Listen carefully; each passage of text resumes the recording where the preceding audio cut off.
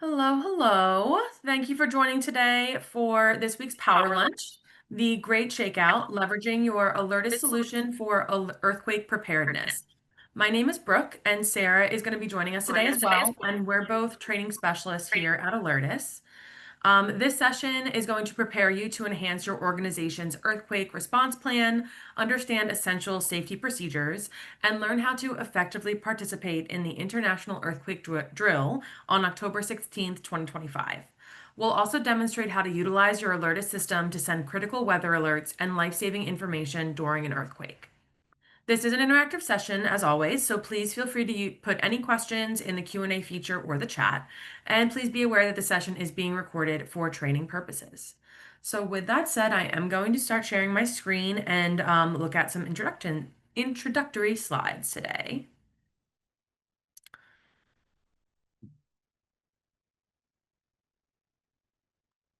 All right, Sarah, can you see this? Perfect. All right. So today, like I mentioned before, we are going to look at the what is the Great Shakeout and understanding a little bit about earthquake preparedness before I send it over to Sarah, who is going to spend her time in the Alertus console, going through setting up presets and enabling our threat watcher. So we hope today out of this session, you can recognize the importance of earthquake preparedness, learn how to identify your risks, and begin the preparation if you haven't already. Demonstrate how to configure your Alertus system to send those automated severe weather alerts from the Alertus console. And then, of course, build confidence in navigating the customer portal to find resources and connect with our support team if needed. So, what is the Great Shakeout? So this year there is an International Shakeout Day and this one is October 16th, 2025. So millions of people worldwide will participate in earthquake drills at 10:16 a.m. local time. There is one in the middle of October every year, and so this is something that you all can participate in and learn more about and get more resources from. That will be an annual thing. It provides an opportunity to practice earthquake safety procedures such as the drop, cover, and hold on technique, which we'll get into in a little bit. And you can also register your shakeout drill for any day of the year. And Sarah, I believe in the agenda there's the register for your Great Shakeout link. Can you put that in the chat, please? Yeah, So we absolutely. can. Great, thank you. So, earthquake costs, knowing your risks. As I'm sure we all know, an earthquake is the ground shaking resulting from a sudden slip on a fault or a crack in the Earth's crust. The magnitude is related to the size of that fault, and this can severely damage the buildings, structures, and then cause secondary hazards as well, such as fires, landslides, floods, and tsunamis. Earthquakes can also occur at any time. So there's not an earthquake season. It is just going to be generally at any time of the year, but it does follow patterns around location. So 81% of the world's largest earthquakes do occur around the Pacific seismic belt, nicknamed the Ring of Fire, which is a scary nickname, but is something that we do want to be aware of. So you can see on this picture here that if you are along this fault line surrounding the Pacific Ocean, then you are at a higher risk for a large earthquake. So, how to prepare before an earthquake? You want to be able to secure your space, create a disaster plan, and organize any disaster supplies.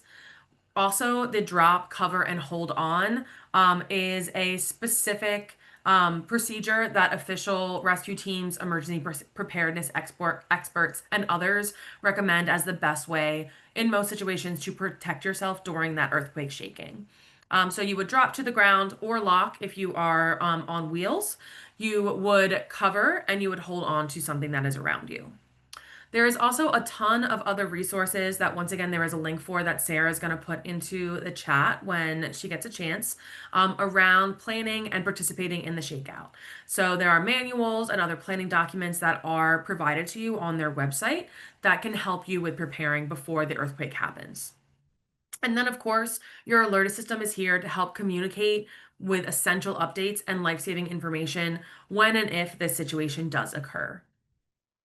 So with your Alertus system, there is a layered approach to mass notification where you can hit all the different layers in your facility, in your networks, in your sirens, and in your mobile devices at one time from the Alertus console. It's a best practice to hit at least 3 layers at once with any emergency situation. So if you do need help filling the gaps with maybe you need more facility-based solutions for your buildings or more outdoor wide area solutions for your outdoors campuses, then do connect with your account manager and we can help fill those gaps. But the beauty of Alertus is that any one alert can activate all of these layers at once. Oh, and there's pretty pictures here to go through with it as well. But you want to make sure you're hitting all of the layers that you can during these critical incidents. So with that, I'm now going to throw it over to Sarah to take us through a console demo around configuring the earthquake alerts. Awesome. That sounds good. Thank you, Brooke. And I will go ahead and share my screen so we can take a look at my Alertus console together, and then we will walk through some essential alerting strategies and some configuration steps in here. But I'm going to go ahead and log into the Alertus console with my admin account to show you how you can come here to activate an earthquake alert, either during a real emergency or if you are activating an alert for your upcoming earthquake drill. So we do have a number of convenient activation methods. I'm going to highlight the preset activation in the Alertus console. This is somewhere that you can go to very quickly launch an alert that you've already configured with all of the settings set and ready to go, so you can send it very quickly during an emergency. So if I come into this preset activation page here, I can see that I do have a number of preset alerts already added to my quick access menu that I can just select to send really quickly from here. And you're able to manage which preset alerts you have showing up in this menu. And if you don't see what you need, you can also click the drop down to see all of the different preset alerts that you have configured on your system. And you'll also be able to search for one to find it really quickly. So for this example, if I am needing to send out an earthquake alert very quickly, I can select it from the options here, and then it will populate with the text that has already been formatted. I recommend creating an emergency plan to go over what language you want to send in the alert. And you do also have the option to include a URL to an emergency website. If there is somewhere that you are posting any updates, you can direct people there during your alert message as well. And there is also a preview button before you go to send the alert out. So if you did want to preview what the alert would look like on desktops or some other types of devices, you can go ahead and do that here. But whenever you're ready to send your earthquake alert out, you'll be able to hit this green continue button at the bottom, and then you'll be able to confirm some additional details of the evacuation. So here I can see the delivery methods that I'm using.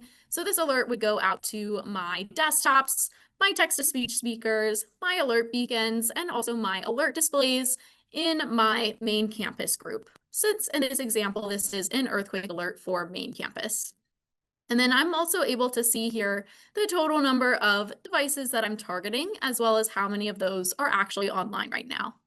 And whenever you're ready, you'll go ahead and click the green send button. That will go ahead and fully activate the system or the alert in the system so that you'll be able to see there is an active alert here. And then as soon as my desktop checks in, we'll be able to see the desktop alert. There it is. /lock cover and hold on.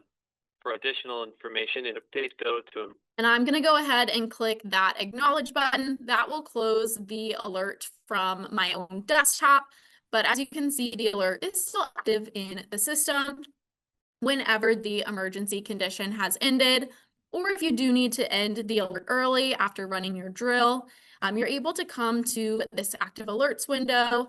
You'll see any active alerts in your system, and then you can go ahead and just press the cancel button and confirm it. That will go ahead and cancel the alert early. Otherwise, the alert will expire on its own whenever the duration that you set has expired. So that is an option to manually launch an earthquake preset alert from the Alertus console. We do also have some other activation methods for sending out a specific preset alert. For example, we have a number of panic button options. We even have some software panic buttons that you can use from your computer.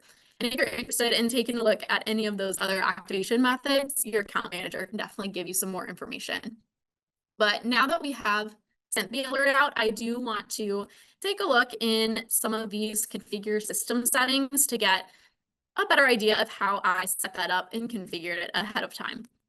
So I did want to start by opening up this configure system section and coming down to the message templates tab here. This is a really helpful place to go if you do want to create some message templates for different scenarios, so you can plan out the language and exact instructions that you do want to include in your alert messages. We even have a super helpful tool here called the Message Template Builder. This is really helpful if you did want to generate customized message templates in bulk. You're able to make all of these customizations on the left-hand side. Like I could include my organization's name, or I could also include a date and time or a protected action for people to take. And that will auto-populate all of these templates on the right-hand side that you can go through. You can also filter them by specific categories. So this can give you a lot of good alert language as a good starting point without having to build that all from scratch. But if you do already have language that you've decided on, you can also just go ahead and add a new message template from scratch down here. And I did already have one created for earthquakes that I created. So I'm able to click edit to take a look at that. So I'm able to see the template text here. So I can have this saved whenever I do want to create a new earthquake alert. And now that we have our message template created, I want to go down to this preset alerts page here to show you where you are able to configure all of those alert settings that you'd like to use for your preset alert. So this is where you're able to add a new preset alert, and then you can also edit the existing ones that you already have created here. You might notice I did customize the styles or the formatting for my icons here. That can help me tell my preset alerts apart from each other. So during an emergency, it's really easy to distinguish which one I need to activate. So if you did want to customize these icon styles, you can do that by scrolling down to this preset types section at the bottom of the page, so you can create different formatting options. And I did go ahead and create one for that earthquake alert. I was able to come in here and customize the colors, and then I also chose the earthquake icon just so that it looks like this. And then I can also pull up the earthquake drill alert or emergency alert that I sent. I can search for it here, and then I can click edit to show you some of the settings. So this is where you're able to give the alert a name and a description if you'd like. And then this option here is where you specify the preset type. So that's where I dictated what formatting I wanted to use for the icon. And then I was able to come down here to specify my message text. I could have just started typing something out in the box, but because I created that earthquake message template, I would also be able to just go ahead and pull it in from the options in that dropdown. And then you are also able to set the duration and priority for the alert. The duration is just how long that alert would be active in your system unless it's canceled early. The minimum duration is 2 minutes, but you could set that duration in minutes, hours, or even days, depending on the scenario. And then you are also able to set a priority value for the alert. And in the Alertus system, priority ranges from first being the highest down to fifth being the lowest. We definitely recommend for emergencies that you pick the highest priority, but something like a drill or system test alert could be lower. And essentially the higher priority alert would override anything lower that might be active at the same time, just to make sure everyone does see and hear the most urgent emergency message. And then this next section is where I was able to pull in the delivery methods or the alert services that I wanted to use. And as Brooke mentioned, it's definitely a great idea to include multiple delivery methods so that you're communicating the message in multiple ways to ensure that everyone is notified. So as an example here, I decided to pull in my desktops with the default red settings. I'm also activating my text-to-speech speakers. I'm also activating my alert beacons, and then I also pulled in my alert displays, which is Alertus's new digital signage option. And then if you click the plus sign next to the alert beacon alert service, it will let you specify the settings from here. Right now, I have mine set to silent for the full alert, just because during trainings, Brooke and I are often sitting right in front of our alert beacons. Even the low volume setting can be a little bit loud if you're sitting right in front of it. But you can adjust the volume to be whatever level you'd like for that alert. And then you can also specify the visual alert type or the LED pattern that will be displayed. And if you did set a volume level, you'd also be able to pick from any of these 8 tones that the alert beacon would play as well. There's also some other settings here. For example, if you do have any peripheral devices like an LED marquee or text-to-speech device connected to your alert beacons, you can also check the appropriate boxes here to also include them in the alert. So now that my delivery methods look good, the final step here is choosing my recipients. I could check all. That would activate all desktops, text-to-speech speakers, alert beacons, and alert displays on my system. But you do also have the option to target specific groups or areas. For example, I did create a group for main campus. If this is an alert just for main campus, I could just pull in devices in that group. You can also pick multiple groups if needed.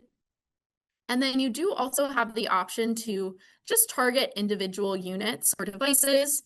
So if, for example, you're setting this up and you just want to test it by sending it to yourself, you could pick just your own desktop as the only recipient.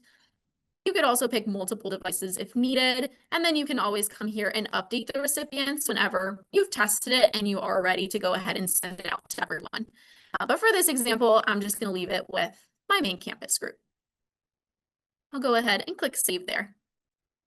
And then also on this preset alert page, you might notice next to the preset alerts, there is a star icon on the left-hand side. That is how you're able to add new preset alerts to your quick access menu so you can send them really quickly. So if I did click this star icon next to the earthquake alert, whenever I'm ready to send it from the preset activation page, now I will see it showing up in my quick access menu. And that is user specific. So each user is able to star different preset alerts based on what they want to have showing up here that they can send most quickly. And in addition to manually sending preset alerts out from the Alertus console, there is also the option here to set up automated weather alerts. For example, I could have weather information coming in from NOAA automatically trigger an alert in my system. And that can be really helpful, especially for some of the other weather events that might occur as a result of an earthquake. For example, earthquakes can cause flash flooding. And I might not have time to come in here and send out a flood alert if that is coming on really quickly.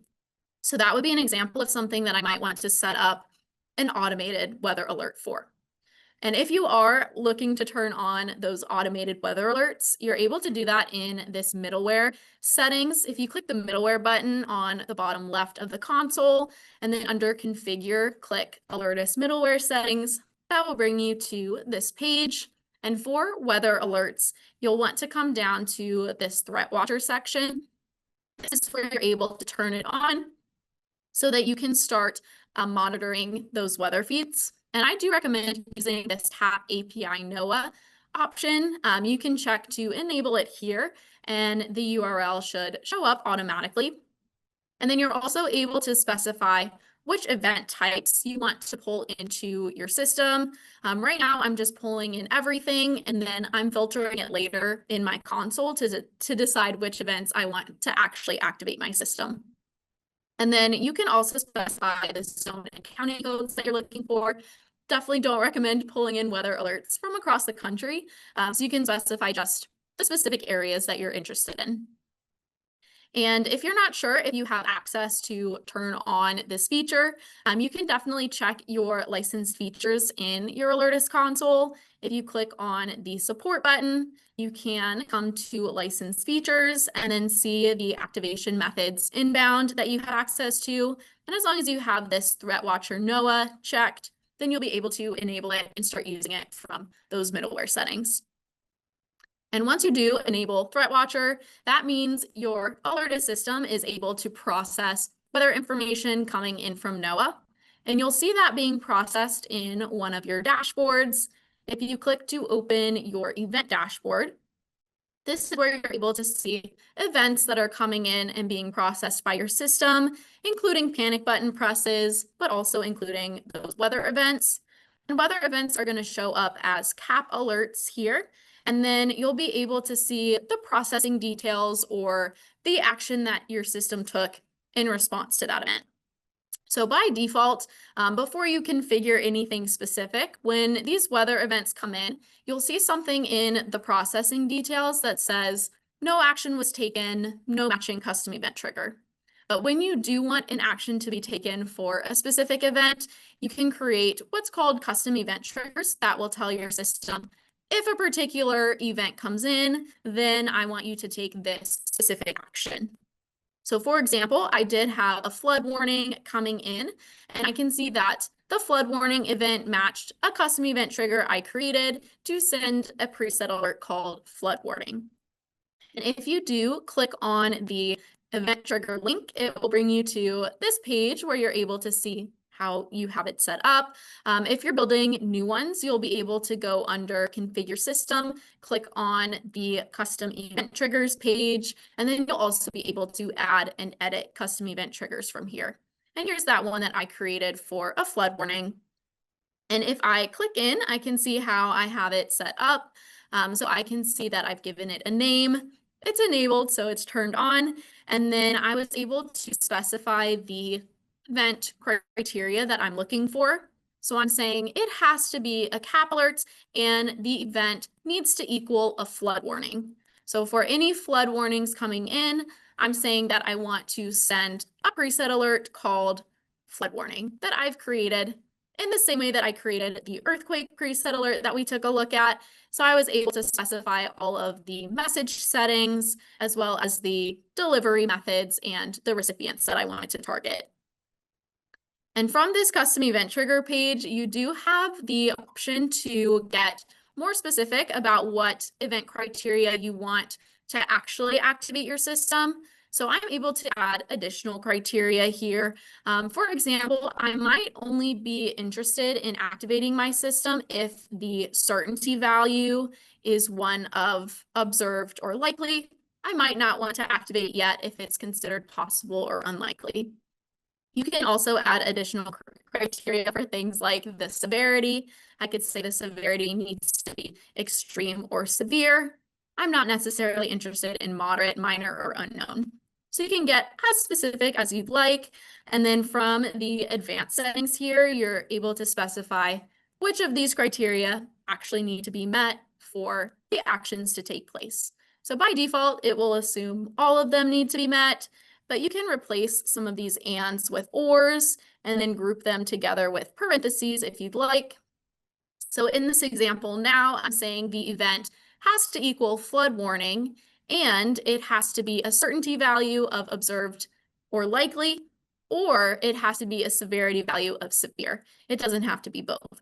So you have a lot of flexibility there, and you also have a lot of flexibility with the preset alert that you're sending out as well.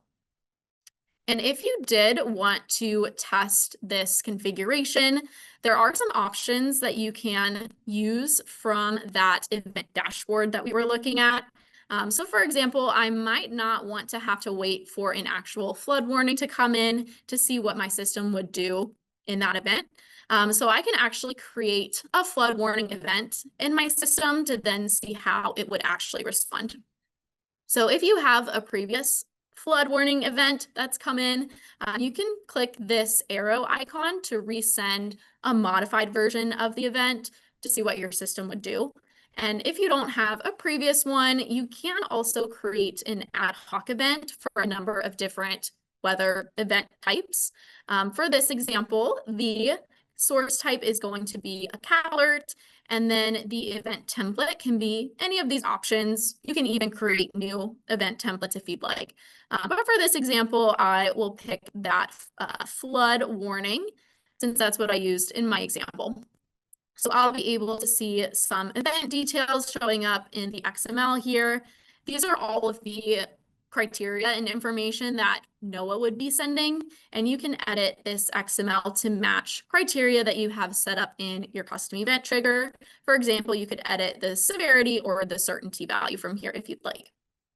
And then whenever you're ready to send it out, you can come down here and click Send Event. And just as a warning, even though this is not a real event, your system will process it as if it was one. So if you did already have that custom event trigger set up for flood warnings, when you go ahead and send the event, it will go ahead and send out that preset alert and take the actions as if there was a real flood. So here's the alert that it sent out. Shelter away from doors and windows and move to a second level if possible. But again, that's a way that I can check and make sure my configuration is correct. And now that I've sent that ad hoc event, if I go back into my event dashboard, I'll be able to see it showing up as a flood warning event here. And then again, I can also match the processing details so I can see exactly what actions my system took. So that can definitely be a helpful option for system testing. But I believe that was everything that I did want to show you in the Alertus console today. I definitely recommend taking a look at some of the resources that we have in the customer portal. I believe Brooke will be sharing some links to some specific user guides about preset alerts and threat watcher automated weather alerts, but you can also access those resources and a number of others at the customer portal at help.alertus.com. So this is where you'll be able to log in to see a lot of user guides and technical documentation that we have available. So for example, if you have questions about configuring preset alerts, you can search for the topic here and then the related documentation will show up.